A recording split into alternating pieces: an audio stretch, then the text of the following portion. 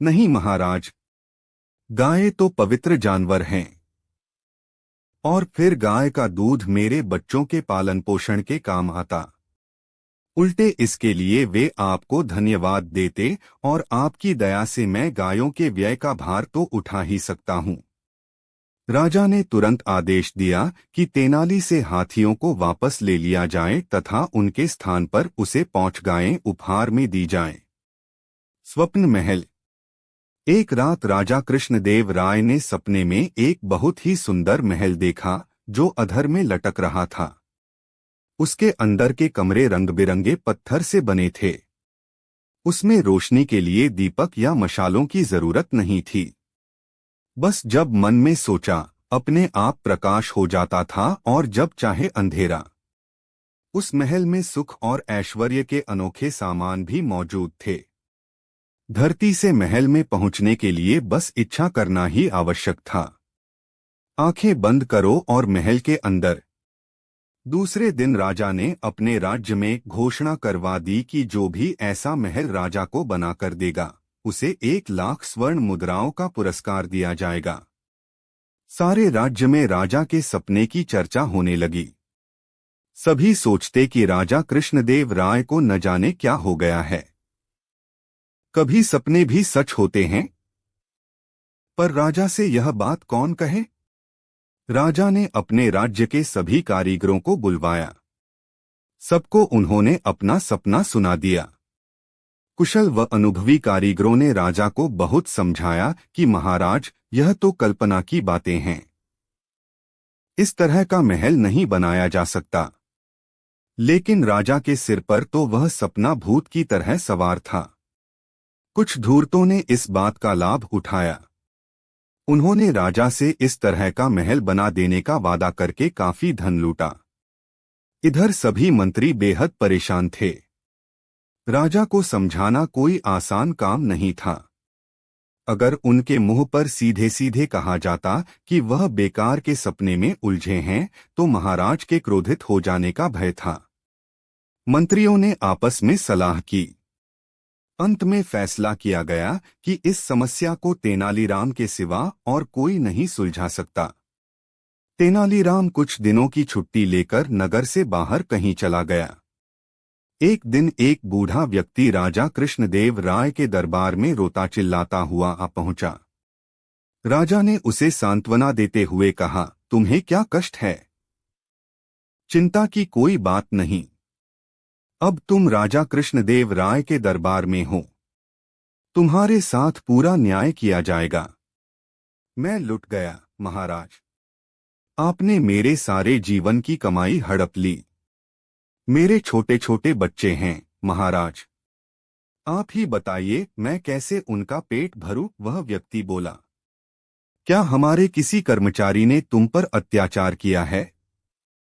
हमें उसका नाम बताओ, राजा ने क्रोध में कहा। नहीं महाराज, मैं झूठ ही किसी कर्मचारी को क्यों बदनाम करूं? बूढ़ा बोला। तो फिर साफ क्यों नहीं कहते? यह सब क्या गोलमाल है? जल्दी बताओ तुम चाहते क्या हो? महाराज, अभयदान पाओ तो।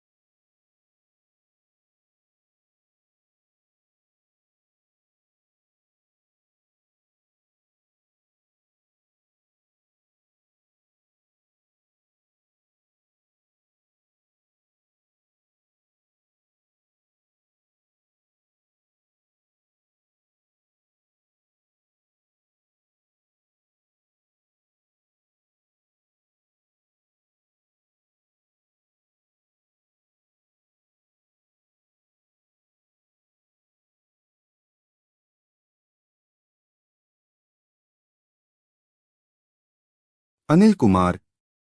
मुख्य पृष्ठ तेनालीराम की कहानियां। मुख्य पृष्ठ संपूर्ण हिंदी कहानियां। कॉन्टैक्ट विजयनगर के ब्राह्मण बड़े ही लालची थे। वे हमेशा किसी न किसी बहाने राजा से धन वसूल करते थे। राजा की उदारता का अनुचित लाभ उठाना उनका परम कर्तव्य था। एक दिन राजा कृष्णदेव राय ने उनसे कहा, मरते समय मेरी मां ने आम खाने की इच्छा व्यक्त की थी जो उस समय पूरी नहीं की जा सकी थी।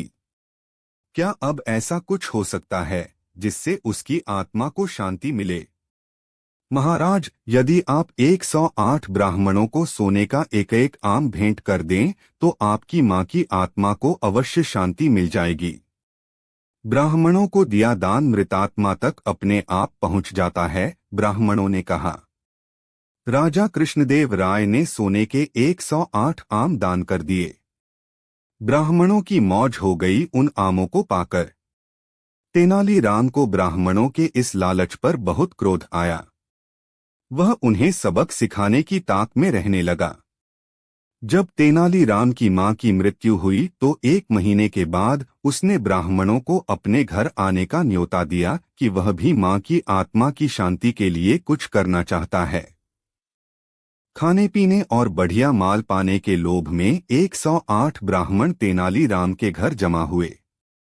जब सब आसनों पर बैठ गए तो तेनालीराम ने दरवाजे बंद कर लिए और अपने नौकरों से कहा, जाओ, लोहे की गरम सलाखें लेकर आओ और इन ब्राह्मणों के शरीर पर दागो। ब्राह्मणों ने सुना तो उनमें चीख पुकार मच गई।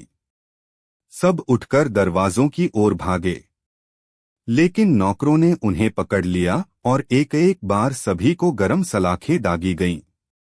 बात राजा तक पहुंची। वह स्वयं आए और ब्राह्मणों को बचाया। क्रोध में उन्होंने पूछा, यह क्या हरकत है तेनालीराम? तेनालीराम ने उत्तर दिया, महाराज, मेरी मां को जोड़ों के दर्द की बीमारी थी। मरते समय उनको बहुत तेज दर्द था। उन्होंने अंतिम समय में यह इच्छा प्रकट की थी कि दर्द के स्थान पर लोहे की गरम सलाखें दागी जाएं ताकि वह दर्द से मुक्ति पाकर चैन से प्राण त्याग सकें। उस समय उनकी यह इच्छा पूरी नहीं की जा सकी, इसीलिए ब्राह्मणों को सलाखें दागनी पड़ी। राजा हंस पड़े। ब्राह्मणों के सिर शर्म से झुक गए। विश्वरूप रॉय चौधरी। मुख्य पृष्ठ तेनालीराम की कहानियां। मुख्य पृष्ठ संपूर्ण हिंदी कहानियां।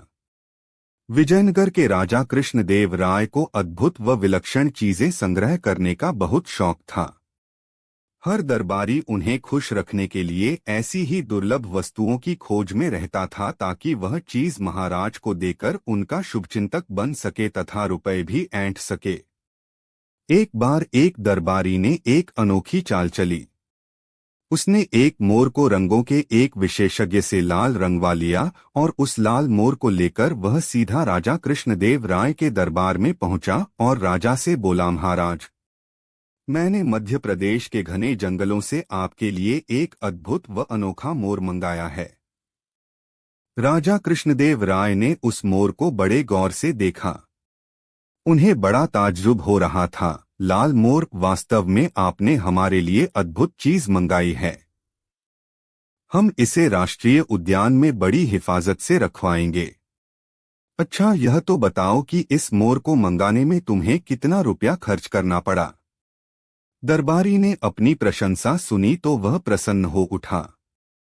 बड़े ही विनम्र भाव से वह राजा से बोला, महाराज, आपके लिए यह अनोखी वस्तु लाने के लिए मैंने अपने 2 सेवक पूरे देश की यात्रा पर भेज रखे थे। वे वर्षों तक किसी अद्भुत वस्तु की खोज में लगे रहे। तब कहीं जाकर मध्य प्रदेश के जंगलों में यह अनोखा लाल रंग का मोर मिला। मैंने अपने उन सेवकों पर करीब 25,000 रुपए खर्च किए हैं।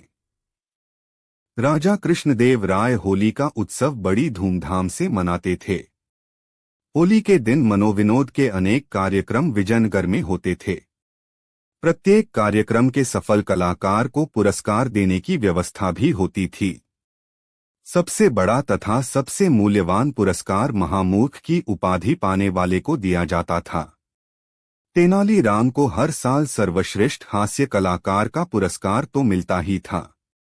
अपनी चतुराई और बुद्धिमानी के बल पर प्रतिवर्ष महामूर्ख भी वही चुना जाता था। इस तरह तेनालीराम हर वर्ष 2-2 पुरस्कार अकेले हड़प लेता था।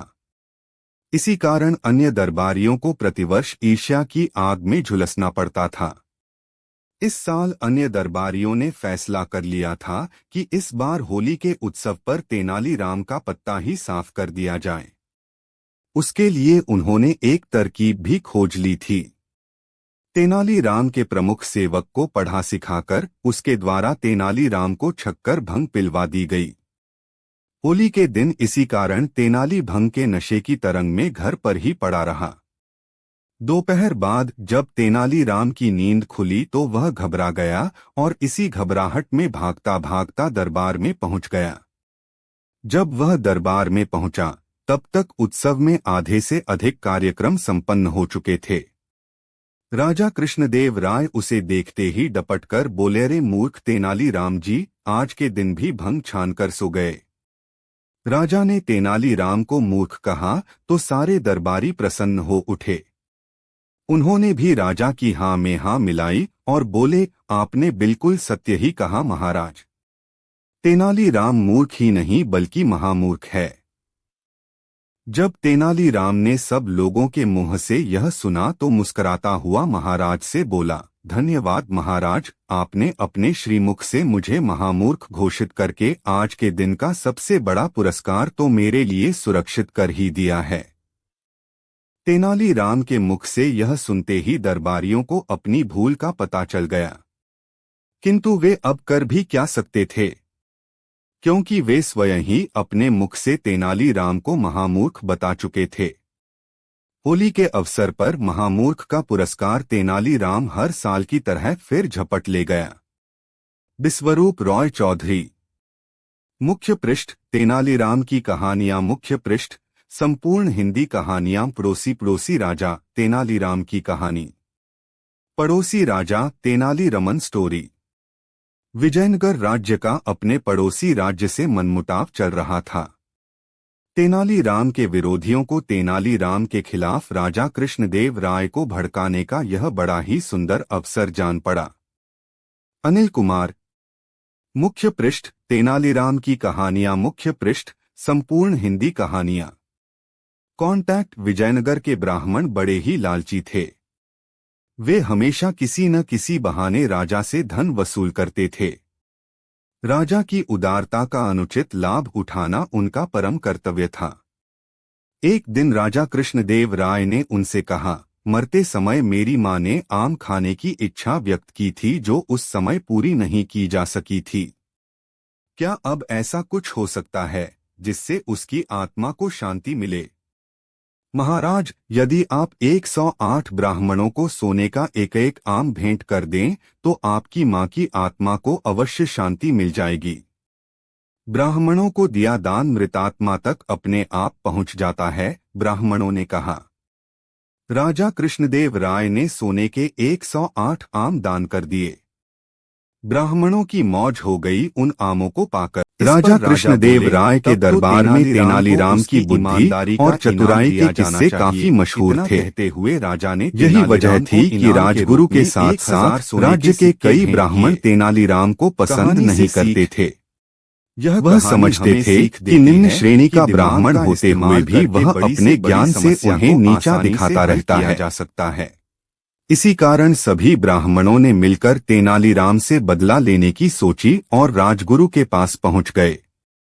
सभी ब्राह्मण जानते थे कि उनकी तरह राजगुरु भी तेनालीराम को पसंद नहीं करते, इसलिए राजगुरु उनके इस काम में मदद जरूर करेंगे। सभी ब्राह्मणों ने राजगुरु को अपने मन की बात बताई और मिलकर तेनालीराम से बदला लेने की एक योजना बनाई। उन्होंने सोचा क्यों न तेनालीराम को शिष्य बनाने का बहाना किया जाए। शिष्य बनाने के नियमानुसार शिष्य बनने वाले व्यक्ति के शरीर को दागा जाता है। इस तरह उनका बदला भी पूरा हो जाएगा और बाद में वह सभी उसे निम्न श्रेणी का ब्राह्मण बताकर शिष्य बनाने से इनकार कर देंगे। इससे वो सभी तेनालीराम को नीचा भी दिखा पाएंगे। फिर क्या था, अगले ही दिन राजगुरु ने तेनालीराम को अपना शिष्य बनाने की बात बताने के लिए अपने घर बुलवाया। राजगुरु के निमंत्रण पर तेनालीराम राजगुरु के घर पहुंच गया और उसे बुलाने का कारण पूछा। राजगुरु ने कहा, तुम्हारी बुद्धि और ज्ञान को देखते हुए मैं तुम्हें अपना शिष्य बनाना चाहता हूँ। राजगुरु की यह बात सुनकर तेनालीराम को आभास हो गया कि कुछ तो गड़बड़ जरूर है। उसने राजगुरु से पूछा, आप मुझे शिष्य कब बनाएंगे? राजगुरु ने कहा, मंगलवार का दिन इस शुभ काम के लिए सही रहेगा। राजगुरु ने नए कपड़े देते हुए कहा, तेनालीराम मंगलवार को तुम यह नए कपड़े पहनकर आना, तब मैं तुम्हें अपना शिष्य बना लूंगा और साथ ही तुम्हें 100 सोने के सिक्के भी दिए जाएंगे। राजगुरु की बात सुनकर तेनालीराम ने कहा, ठीक है, फिर मैं मंगलवार को सुबह आपके घर आ जाऊंगा। इतना कहकर तेनालीराम अपने घर चला आया। राजगुरु को तेनालीराम ने बिल्कुल भी आभास नहीं होने दिया कि उसे उनकी बात पर कुछ संदेह हो रहा है। घर आकर तेनालीराम ने सारी बात अपनी पत्नी को बताई। सभी बातें सुनने के बाद तेनालीराम की पत्नी बोली, आपको राजगुरु की बात नहीं माननी चाहिए थी। इसमें राजगुरु की जरूर कोई चाल होगी, क्योंकि बिना किसी मतलब के राजगुरु कोई काम नहीं करता है। पत्नी के मुंह से यह बात सुनकर तेनालीराम कहता है, कोई नहीं, राजगुरु को तो मैं देख ही लूंगा। तेनालीराम ने अपनी पत्नी से कहा, मुझे पता चला है कि कुछ दिन पहले कई ब्राह्मण राजगुरु के घर कोई सभा करने गए थे। उन ब्राह्मणों में सोमदत्त नाम का ब्राह्मण भी गया था। सोमदत्त को मैं अच्छी तरह जानता हूँ। वह बहुत ही गरीब है और उसके घर की रोटी पानी भी मुश्किल से चलती है। ऐसे में अगर मैं उसे कुछ सोने के सिक्के दूंगा तो संभव है कि वह मुझे उस सभा में हुई सभी बातें बता देगा और मैं जान पाऊंगा कि आखिर राजगुरु के दिमाग में क्या चल रहा है। घर आकर तेनालीराम ने सारी बात अपनी पत्नी को बताई। सभी बातें सुनने के बाद तेनालीराम की पत्नी बोली, आपको राजगुरु की बात नहीं माननी चाहिए थी। इसमें राजगुरु की जरूर कोई चाल होगी, क्योंकि बिना किसी मतलब के राजगुरु कोई काम नहीं करता है। पत्नी के मुंह से यह बात सुनकर तेनालीराम कहता है, कोई नहीं, राजगुरु को तो मैं देख ही लूंगा। तेनालीराम ने अपनी पत्नी से कहा, मुझे पता चला है कि कुछ दिन पहले कई ब्राह्मण राजगुरु के घर कोई सभा करने गए थे। उन ब्राह्मणों में सोमदत्त नाम का ब्राह्मण भी गया था। सोमदत्त को मैं अच्छी तरह जानता हूँ। वह बहुत ही गरीब है और उसके घर की रोटी पानी भी मुश्किल से चलती है। ऐसे में अगर मैं उसे कुछ सोने के सिक्के दूंगा तो संभव है कि वह मुझे उस सभा में हुई सभी बातें बता देगा और मैं जान पाऊंगा कि आखिर राजगुरु के दिमाग में क्या चल रहा है। इतना कहते हुए तेनालीराम उठकर सोमदत्त के घर चला जाता है। सोमदत्त के हाथों में 10 सोने के सिक्के रखते हुए तेनालीराम उस सभा में हुई सभी बातों के बारे में बताने को कहता है। पहले तो सोमदत्त कुछ भी बताने को तैयार नहीं होता, लेकिन कुछ देर मनाने के बाद वह 15 सोने के सिक्कों के बदले सब कुछ बताने को तैयार हो जाता है। राजगुरु द्वारा तैयार की गई उससे बदला लेने की पूरी योजना जानने के बाद तेनालीराम राजगुरु को सबक सिखाने के लिए विचार करने लगता है। फिर मंगलवार के दिन तेनालीराम राजगुरु द्वारा दिए गए कपड़ों को पहनकर राजगुरु के घर शिष्य बनने के लिए पहुंच जाता है। शिष्य बनाने की विधि शुरू की जाती है और राजगुरु तेनालीराम को 100 सोने के सिक्के देते हुए वेदी पर बैठने को कहता है। तेनालीराम भी झट से हाथ आगे बढ़ाकर सोने के सिक्के ले लेता है और शिष्य विधि को पूरा करने के लिए बैठ जाता है। तभी राजगुरु इशारा देकर साथी ब्राह्मणों से शंख और लोहे के चक्र को गर्म करने के लिए कहते हैं, ताकि विधि पूरी होने पर उससे तेनालीराम को वो दाग सकें। विधि आधी ही पूरी हुई थी कि अचानक तेनालीराम दिए गए 100 सोने के सिक्कों में से 50 सोने के सिक्के राजगुरु पर फेंकता है और वहां से भाग खड़ा होता है। और फिर तेनालीराम को मेरे भागता बच्चों देख के राजगुरु पालन-पोषण और के उनके काम साथी आता। ब्राह्मण भी तेनालीराम के इसके पीछे लिए पीछे वे भागने आपको लगते हैं। धन्यवाद देते और आपकी दया बचने से की मैं कोई गायों स्थिति के न व्यय का दिखाई भार देने तो पर उठा ही सकता हूँ। तेनालीराम सीधे भागता हुआ राजा ने राज तुरंत दरबार में आदेश पहुंच दिया जाता कि है। तेनाली से हाथियों को वहां वापस ले लिया पहुंचकर जाए तेनालीराम तथा राजा उनके स्थान पर कृष्णदेव राय उसे को पांच बताता गायें है, उपहार में दी राजगुरु जाएं। ने मुझे शिष्य बनने का स्वप्न में निमंत्रण दिया था, मगर एक मुझे रात तब राजा याद नहीं कृष्णदेव रहा राय कि ने मैं सपने निम्न में श्रेणी एक का बहुत ब्राह्मण ही हूँ सुंदर जो महल राजगुरु देखा का जो शिष्य नहीं अधर बन में लटक सकता। रहा था। जब यह उसके बात अंदर मुझे के याद कमरे आई रंग तब बिरंगे तक आधी पत्थर से विधि बने पूरी थे। हो चुकी थी। उसमें रोशनी के लिए इसलिए दीपक मैं या राजगुरु मशालों द्वारा की दिए जरूरत गए नहीं थी। 100 सोने के सिक्कों में बस से जब मन 50 में सोने सोचा के सिक्के अपने वापस आप करते हुए प्रकाश हो वहां जाता से था भाग आया। और जब चाहे अंधेरा। फिर भी राजगुरु मुझे उस महल में जानबूझकर सुख और दागना चाहते ऐश्वर्य हैं, के अनोखे जबकि सामान भी वास्तविकता में मौजूद मैं थे। उनका शिष्य बन ही नहीं धरती से सकता। महल में पहुंचने के लिए जब बस राज इच्छा दरबार करना में ही राजगुरु आवश्यक था। पहुंचे तो राजा ने उनसे आंखें इस बंद बारे करो में और पूरी महल बात के पूछी। अंदर। तब दूसरे दिन राजगुरु राजा ने ने अपना अपने असली राज्य में मंतव्य घोषणा छिपाते करवा हुए दी राजा कि से जो कहा, भी ऐसा मुझे महल भी राजा बिल्कुल को याद बनाकर नहीं देगा, था कि उसे तेनालीराम 1 निम्न लाख श्रेणी स्वर्ण का मुद्राओं ब्राह्मण का है। पुरस्कार दिया जाएगा। सारे राज्य में राजा के सपने की चर्चा होने लगी। सभी सोचते कि राजा कृष्णदेव राय को न जाने क्या हो गया है।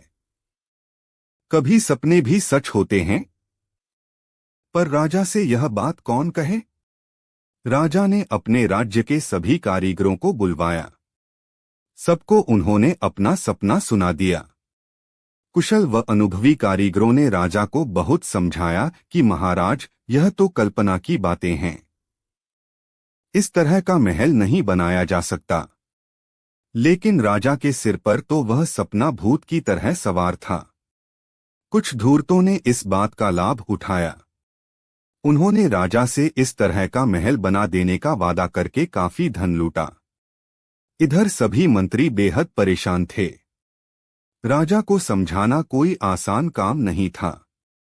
अगर उनके मुंह पर सीधे सीधे कहा जाता कि वह बेकार के सपने में उलझे हैं, तो महाराज के क्रोधित हो जाने का भय था। मंत्रियों ने आपस में सलाह की। अंत में फैसला किया गया कि इस समस्या को तेनालीराम के सिवा और कोई नहीं सुलझा सकता।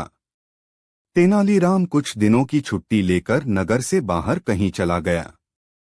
एक दिन एक बूढ़ा व्यक्ति राजा कृष्णदेव राय के दरबार में रोता चिल्लाता हुआ आ पहुंचा। राजा ने उसे सांत्वना देते हुए कहा, तुम्हें क्या कष्ट है। चिंता की कोई बात नहीं। अब तुम राजा कृष्णदेव राय के दरबार में हो। तुम्हारे साथ पूरा न्याय किया जाएगा। मैं लुट गया महाराज। आपने मेरे सारे जीवन की कमाई हड़प ली। मेरे छोटे छोटे बच्चे हैं महाराज। आप ही बताइए मैं कैसे उनका पेट भरूं। वह व्यक्ति बोला, क्या हमारे किसी कर्मचारी ने तुम पर अत्याचार किया है। हमें उसका नाम बताओ। राजा ने क्रोध में कहा। नहीं महाराज, मैं झूठ ही किसी कर्मचारी को क्यों बदनाम करूं। बूढ़ा बोला, तो फिर साफ क्यों नहीं कहते, यह सब क्या गोलमाल है। जल्दी बताओ तुम चाहते क्या हो। महाराज अभयदान पाओ तो।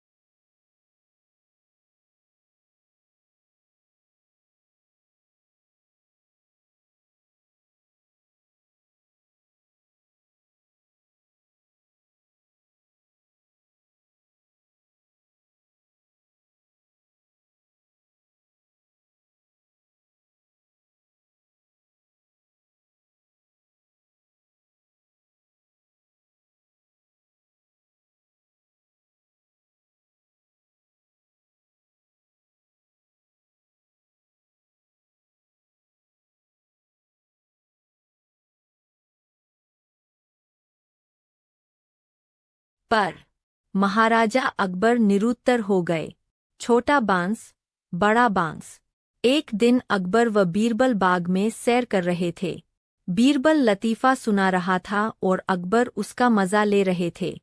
तभी अकबर को नीचे घास पर पड़ा बांस का एक टुकड़ा दिखाई दिया। उन्हें बीरबल की परीक्षा लेने की सूझी। बीरबल को बांस का टुकड़ा दिखाते हुए वह बोले, क्या तुम इस बांस के टुकड़े को बिना काटे छोटा कर सकते हो? बीरबल लतीफ़ा सुनाता सुनाता रुक गया और अकबर की आंखों में झांका। अकबर कुटिलता से मुस्कराए।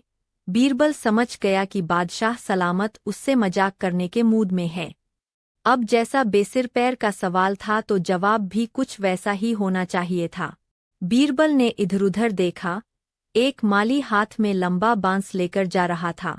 उसके पास जाकर बीरबल ने वह बांस अपने दाएं हाथ में ले लिया और बादशाह का दिया छोटा बांस का टुकड़ा बाएं हाथ में। बीरबल बोला, हुजूर, अब देखे इस टुकड़े को, हो गया न बिना काटे ही छोटा। बड़े बांस के सामने वह टुकड़ा छोटा तो दिखना ही था। निरुत्तर बादशाह अकबर मुस्करा उठे बीरबल की चतुराई देखकर। जब बीरबल बच्चा बना। एक दिन बीरबल दरबार में देर से पहुंचा। जब बादशाह ने देरी का कारण पूछा तो वह बोला, मैं क्या करता हुजूर?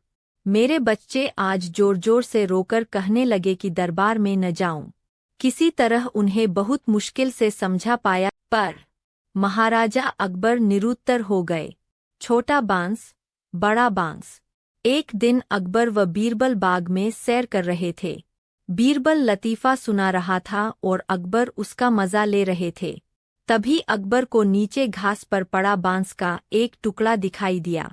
उन्हें बीरबल की परीक्षा लेने की सूझी। बीरबल को बांस का टुकड़ा दिखाते हुए वह बोले, क्या तुम इस बांस के टुकड़े को बिना काटे छोटा कर सकते हो? बीरबल लतीफ़ा सुनाता सुनाता रुक गया और अकबर की आंखों में झांका।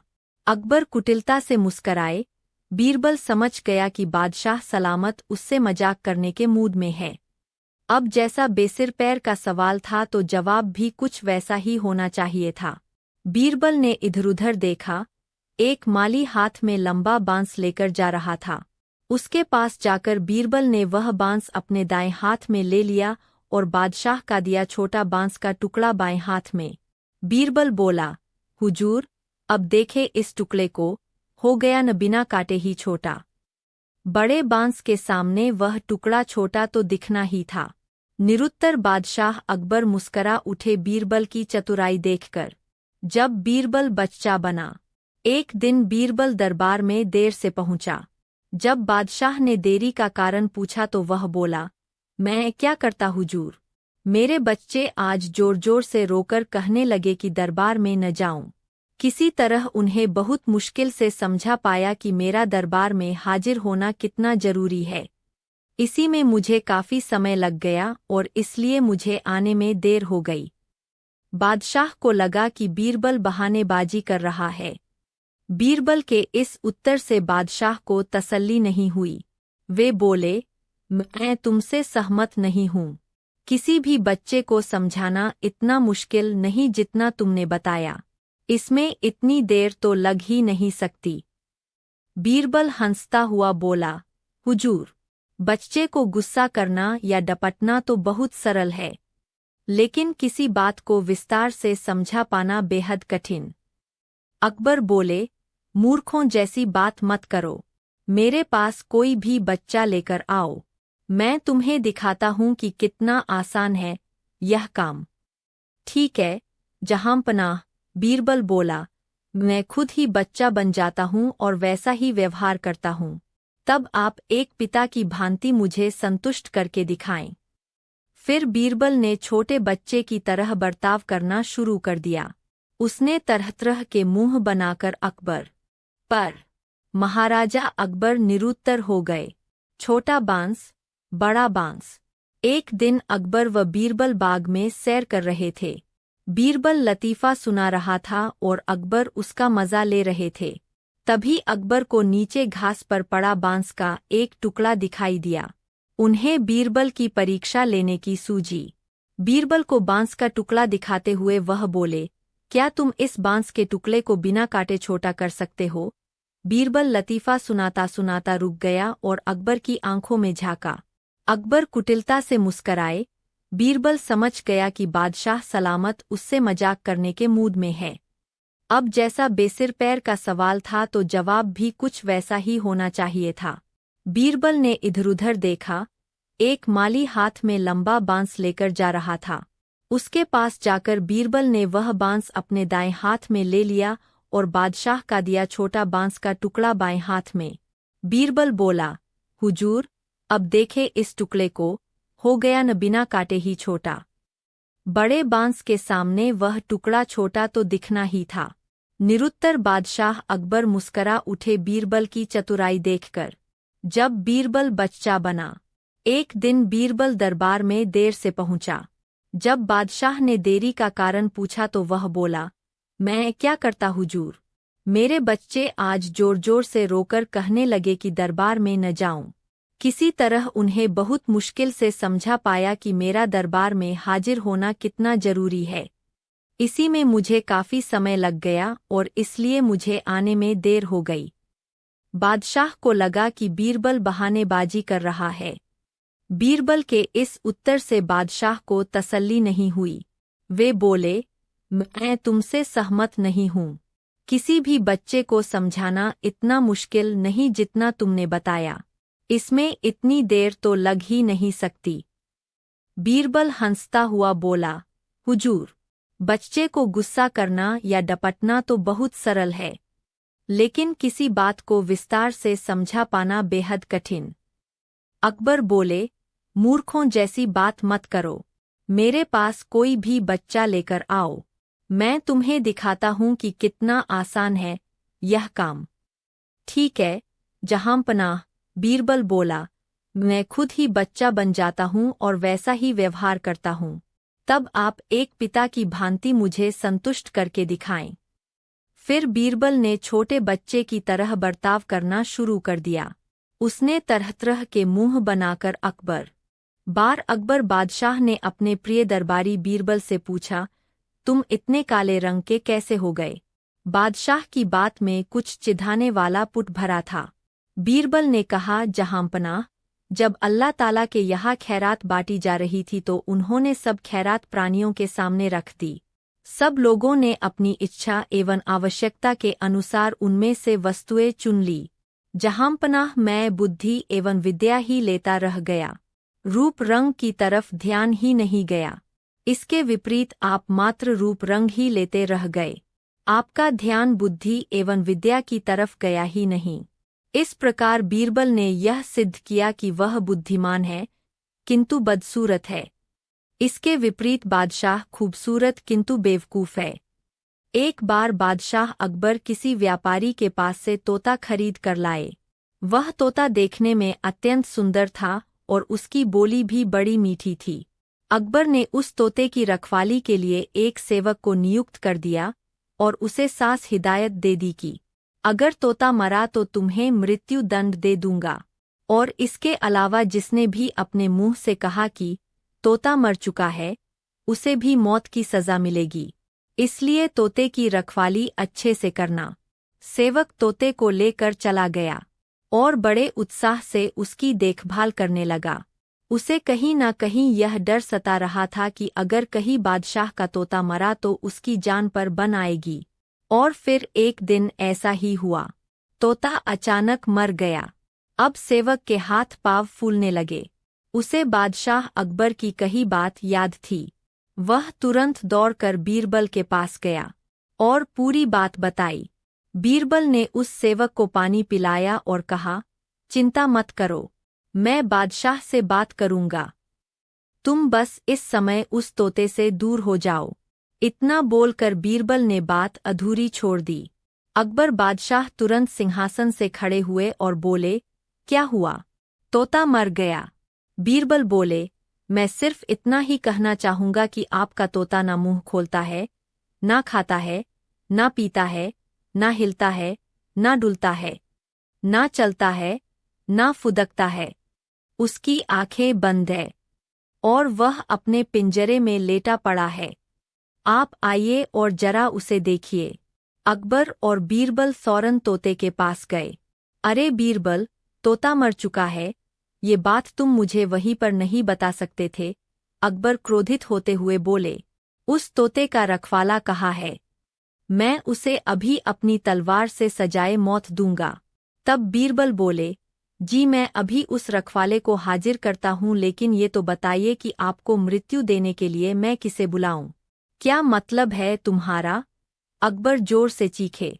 जी, आप ही ने तो कहा था कि जो कोई भी बोलेगा कि तोता मर चुका है, उसे भी मौत की सजा दी जाएगी, और अभी कुछ देर पहले आप ही के मुख से ये बात निकली थी। अब अकबर को अपनी गलती का एहसास हो गया। बीरबल की इस चतुराई से अकबर हंस पड़े और वे दोनों हंसते हंसते दरबार लौट गए। अकबर ने तुरंत घोषणा कर दी कि सेवक पर कोई कार्यवाही नहीं की जाएगी। तोता अपनी मौत मरा है, उसमें किसी का कोई दोष नहीं है। रीड पंचतंत्र की कहानियों का इतिहास व प्रसिद्ध कहानियाँ। कहानी 2, आदमी एक खूबियाँ 3। एक बार अकबर और बीरबल बागीचे में बैठे थे। अचानक अकबर ने बीरबल से पूछा कि क्या तुम किसी ऐसे इंसान को खोज सकते हो जिसमें अलग अलग बोली बोलने की चिढ़ाया और किसी छोटे बच्चे की तरह दरबार में यहाँ वहाँ उछलने कूदने लगा। उसने अपनी पगड़ी जमीन पर फेंक दी। फिर वह जाकर अकबर की गोद में बैठ गया और लगा उनकी मूछों से छेड़छाड़ करने। बादशाह कहते ही रह गए, नहीं नहीं मेरे बच्चे, ऐसा मत करो, तुम तो अच्छे बच्चे होन। सुनकर बीरबल ने जोर जोर से चिल्लाना शुरू कर दिया। तब अकबर ने कुछ मिठाइयाँ लाने का आदेश दिया, लेकिन बीरबल जोर जोर से चिल्लाता ही रहा। अब बादशाह परेशान हो गए, लेकिन उन्होंने धैर्य बनाए रखा। वह बोले, बेटा, खिलौनों से खेलोगे? देखो कितने